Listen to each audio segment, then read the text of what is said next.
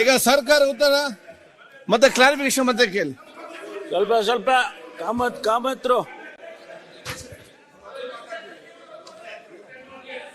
ಉತ್ತರ ಕೊಟ್ಬಿಡ್ತೀನಿ. ಉತ್ತರ ಮತ್ತೆ ಕ್ಲಾರಿಫಿಕೇಶನ್ ಕೇಳಿ.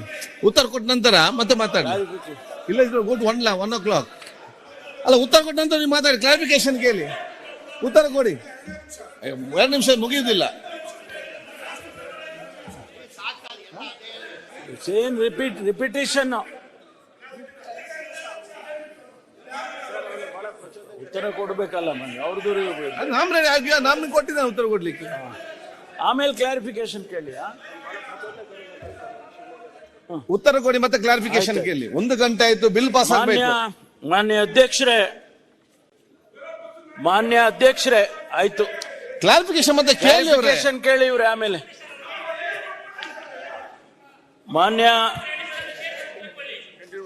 ಮಾನ್ಯ ಅಧ್ಯಕ್ಷರೇ, ಬಹಳ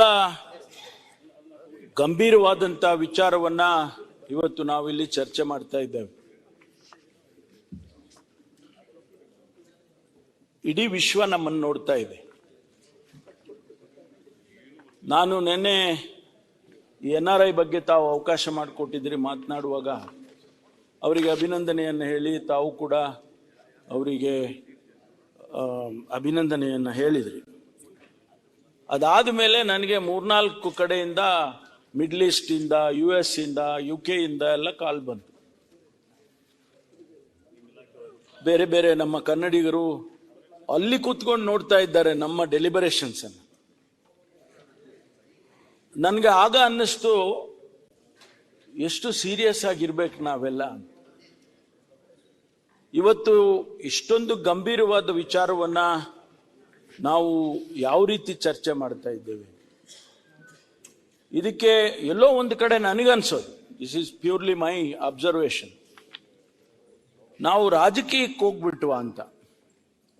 ರಾಜಕೀಯದ ಚರ್ಚೆಗಳನ್ನು ಮಾಡೋದಕ್ಕೆ ಇಂಥ ಗಂಭೀರವಾದ ವಿಚಾರವನ್ನ ನಾವು ಉಪಯೋಗಿಸ್ಕೊಳ್ತಾ ಇದ್ದೀವಿ ಅಂತ ಹೇಳಿದ್ರೆ ಬೇರೆಯವರು ನೋಡಿದವರು ಏನನ್ಬಹುದು ನಮ್ಮನ್ನ.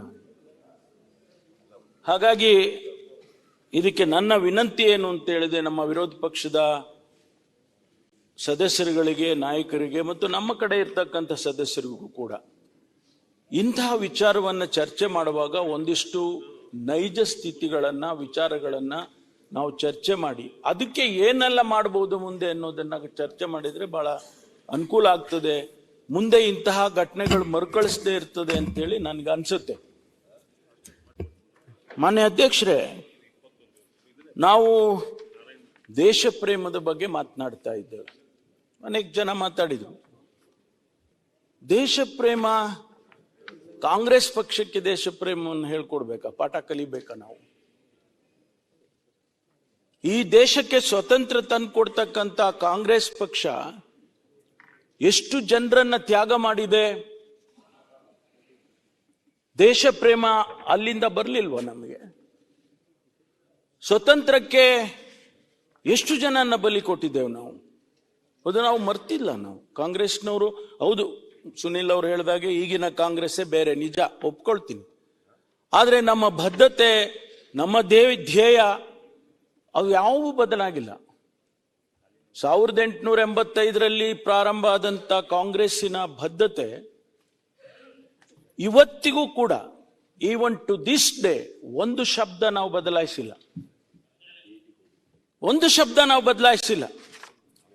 ಹಾಗಾಗಿ ದೇಶ ಪ್ರೇಮ ಅನ್ನೋದು ಕಾಂಗ್ರೆಸ್ನವರಿಗೆ ರಕ್ತಗತವಾಗಿ ಬಂದಿದೆ ಅನ್ನೋದನ್ನ ಹೇಳ್ತೀನಿ. ನಿಮಗೆ ಬಂದಿಲ್ಲ ಅಂತ ಹೇಳ್ತಿಲ್ಲ ನಾನು, ಖಂಡಿತವಾಗಿ ನಿಮಗೆ ಬಂದಿಲ್ಲ ಅಂತ ಹೇಳ್ತಾ ಇಲ್ಲ ನಾನು. ಆದ್ರೆ ಕಾಂಗ್ರೆಸ್ನವರಿಗೆ ದೇಶ ಪ್ರೇಮ ಹೇಳ್ಕೊಡೋದು ಎಷ್ಟು ಸಮಂಜಸ? ಒಂದು ರೀತಿಯಲ್ಲಿ ನಗುಪಾಟ್ಲಾಗ್ಬಿಡುತ್ತೆ.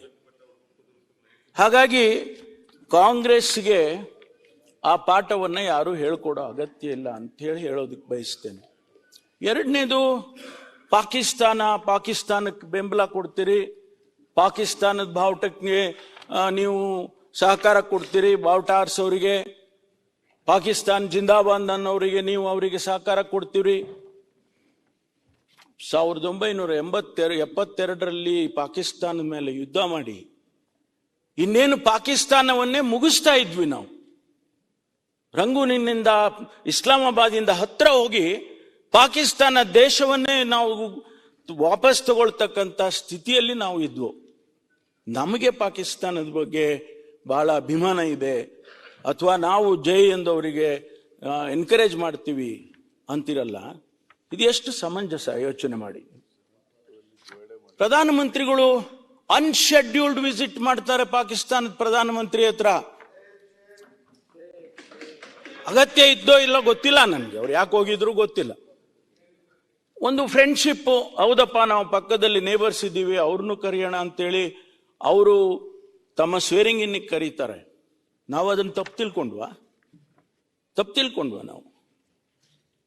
ಏನೋ ಒಂದು ರೀತಿಯಲ್ಲಿ ಹೌದಪ್ಪ ನೇಬರ್ಸ್ನೆಲ್ಲ ಚೆನ್ನಾಗಿ ಇಟ್ಕೋಬೇಕು, ಇಂಟರ್ನ್ಯಾಷನಲ್ ಪಾಲಿಸಿ ಅದು ನಮ್ದು, ಅದಕ್ಕಾಗಿ ಕರೆದಿದ್ದಾರೆ ಅಂತ ಹೇಳಿ ನಾವು ಕೂಡ ಅದಕ್ಕೆ ಸಹಮತಿಯನ್ನು ವ್ಯಕ್ತಪಡ್ತೇವೆ. ಯಾರೂ ನಮ್ಮ ಲೀಡರ್ಸ್ಗಳು ಟೀಕೆ ಮಾಡಲಿಲ್ಲ, ಒಬ್ರು ಇಬ್ರು ಏನೋ ಹೇಳಿರ್ಬೋದು. ಇಂಥ ಪರಿಸ್ಥಿತಿಯಲ್ಲಿ ನಾವು ಪಾಕಿಸ್ತಾನಕ್ಕೆ ಬೆಂಬಲ ಮಾಡ್ತೀವಿ ಅಂತ ಹೇಳಿ ತಮ್ಮ ಮಾತಿನಲ್ಲಿ ಬರೋದು ತಪ್ಪು ಅಂತ ಹೇಳಿ ನಾನು ಈ ಸಂದರ್ಭದಲ್ಲಿ ಹೇಳ್ತೇನೆ. ಮಾನ್ಯ ಅಧ್ಯಕ್ಷರೇ, ಬಹಳ ವಿಚಾರಗಳನ್ನು ಚರ್ಚೆ ಮಾಡಿದ್ದೀರಿ. ಅದಕ್ಕೆ ಅಗತ್ಯ ಇತ್ತೋ ಇರ್ಲಿಲ್ವೋ ಅನೇಕ ಘಟನೆಗಳನ್ನು ಪ್ರಸ್ತಾಪ ಮಾಡಿದ್ದೀರಿ. ನಿಮ್ಮ ಕಾಲದ ಮಾಡಿದ್ದೀರಿ, ನಮ್ಮ ಕಾಲದ ಮಾಡಿದ್ದೀರಿ. ಬಹುಶಃ ಅದೆಲ್ಲ ಅಪ್ರಸ್ತುತ ಅಂತ ಹೇಳಿ ಅನ್ಸುತ್ತೆ ನನಗೆ. ಯಾಕೆಂದ್ರೆ ಅದಕ್ಕೆ ಉತ್ತರ ಬೇರೆ ಸಂದರ್ಭದಲ್ಲಿ ನಾನು ಕೊಡ್ತೇನೆ ನಿಮ್ಗೆ. ಯಾರ್ಯಾರ ಸಂದರ್ಭದಲ್ಲಿ ಏನೇನಾಗಿದೆ ಅಂತ ಹೇಳಿ ನಾನು ಬೇಕಾದ್ರೆ ಅಂಕಿಅಂಶಗಳ ಮೂಲಕ ನಾನು ತಮ್ಗೆ ಉತ್ತರ ಕೊಡ್ತೇನೆ. ಆದ್ರೆ ಅದರ ಅಗತ್ಯತೆ ಇವತ್ತಿಗಿಲ್ಲ ಅಂತ ಹೇಳಿ ನಾನು ಭಾವಿಸ್ಕೊಂಡು ಅದಕ್ಕೆ ನಾನು ಯಾವುದಕ್ಕೂ ನಾನು ಉತ್ತರ ಕೊಡೋಕೆ ಹೋಗೋದಿಲ್ಲ. ಅದು ಸಿಂದಗಿನಲ್ಲಿ ಬಾವುಟ ಆರಿಸಿದ್ರು, ಯಾರು ಆರಿಸಿದ್ರು, ಎಷ್ಟು ಮಸೀದಿಗಳಿಗೆ ಹಂದಿ ಮಾಂಸಗಳನ್ನ ಹಾಕಿದ್ರು, ಇವೆಲ್ಲ ನಾವು ಚರ್ಚೆ ಮಾಡ್ತಾ ಕೂತ್ರೆ ನಾವು ಏನನ್ನು ಹೇಳಬೇಕು? Where are we? ನಮ್ಮ ಜವಾಬ್ದಾರಿ ಏನಿದೆ ಈ ಸದನದಲ್ಲಿ? ನಾವು ಇಲ್ಲಿ ಕಲಿಯೋದು ಯಾತಕ್ಕೋಸ್ಕರ ಅಧಿವೇಶನ ನಡೆಯುತ್ತೆ? ರಾಜ್ಯದ ಸಮಸ್ಯೆ ಚರ್ಚೆ ಮಾಡಬೇಕು, ಮುಖ್ಯಮಂತ್ರಿಗಳು ಇವತ್ತು ರಿಪ್ಲೈ ಕೊಡಬೇಕು, ಬಜೆಟ್ನಲ್ಲಿ ಏನೆಲ್ಲ ಈ ರಾಜ್ಯದ ಅಭಿವೃದ್ಧಿಗಾಗಬೇಕು ಅನ್ನೋದನ್ನು ಚರ್ಚೆ ಮಾಡೋದು ಬೇಡವಾ ನಾವು? ಆದ್ರಿಂದ ಮಾನ್ಯ ಅಧ್ಯಕ್ಷರೇ, ನಾನು ಹೆಚ್ಚಿಗೆ ಮಾತನಾಡೋದಕ್ಕೆ ಹೋಗುವುದಿಲ್ಲ. ನಾನು ಇಷ್ಟೇ ಹೇಳ್ತೇನೆ, ಈ ಘಟನೆ ಆಗಬಾರ್ದಾಗಿತ್ತು. ಈ ಘಟನೆ ಎರಡು ಮಾಧ್ಯಮದಲ್ಲಿ ಬಂದಿದೆ, ನಿಜ. ಮಾಧ್ಯಮದವರೇ ಎರಡು ಅಭಿಪ್ರಾಯಗಳನ್ನು ಹೇಳಿದ್ದಾರೆ.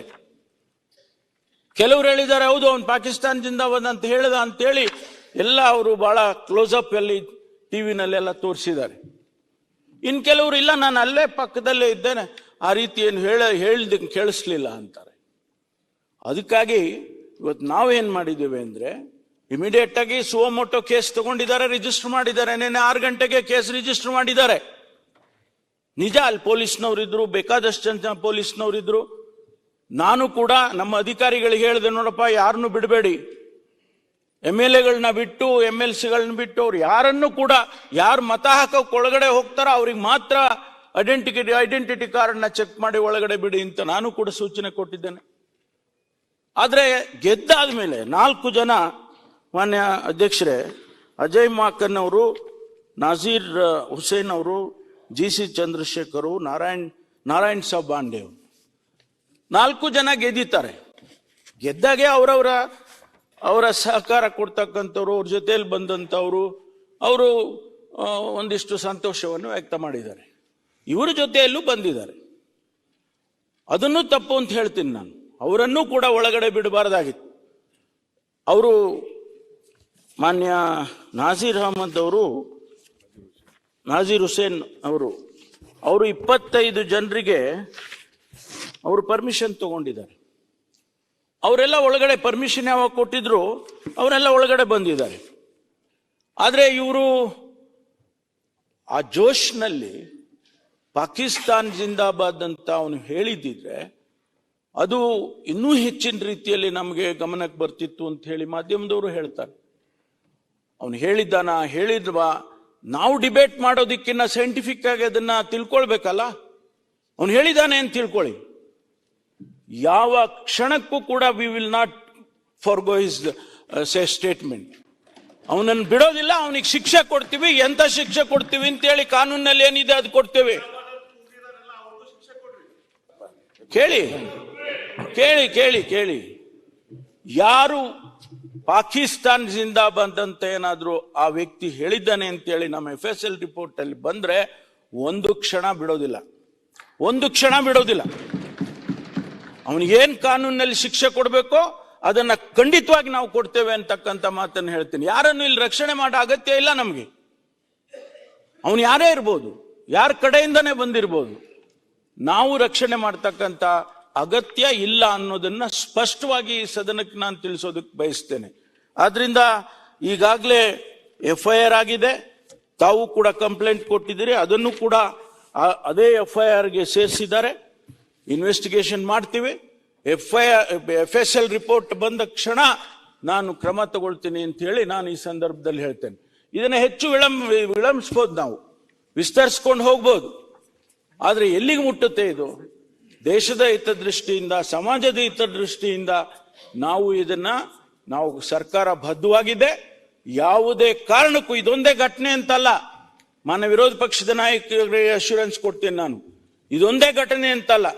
ಎನಿವೇರ್ ನಮ್ಮ ರಾಜ್ಯದಲ್ಲಿ ಯಾರಾದರೂ ಪಾಕಿಸ್ತಾನದ ಧ್ವನಿ ಎತ್ತಿ ಪಾಕಿಸ್ತಾನ್ ಜಿಂದಾಬಾದ್ ಅಂತ ಕೂಗಿ ನಮಗೆ ಅವಮಾನ ಮಾಡ್ತಕ್ಕಂಥ ಕೆಲಸವನ್ನು ಮಾಡಿದರೆ ಅವರಿಗೆ ಕಠಿಣವಾದ ಶಿಕ್ಷೆಯನ್ನು ನಾವು ತಗೊಳ್ತೇವೆ ಅಂತ ಹೇಳಿ ನಾನು ಮಾನ್ಯ ಅಧ್ಯಕ್ಷರ ಮೂಲಕ ತಮ್ಮೆಲ್ಲರಿಗೂ ತಿಳಿಸೋದಕ್ಕೆ ಬಯಸ್ತೇನೆ. ನ್ಯೂಸ್ ಫಸ್ಟ್, ನಿರ್ಭೀತಿಯಿಂದ ನಿಮ್ಮ ಪರವಾಗಿ.